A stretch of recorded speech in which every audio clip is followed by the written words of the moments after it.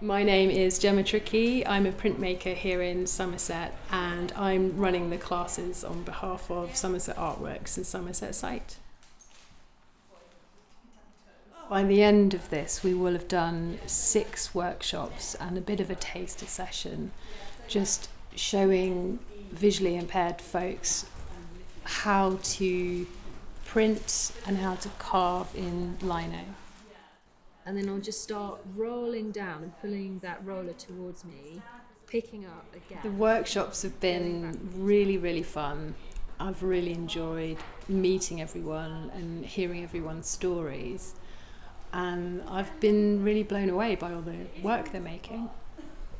I've been learning about how a visually impaired person can print just like a fully sighted person with a few amendments like tape around the end of a handle, and make things a little bit more visible for people, and it's no impediment to the work that they can make.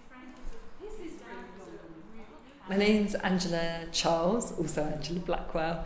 I'm a painter, but I'm also visually impaired, and I've been coordinating workshops with other visually impaired adults and children.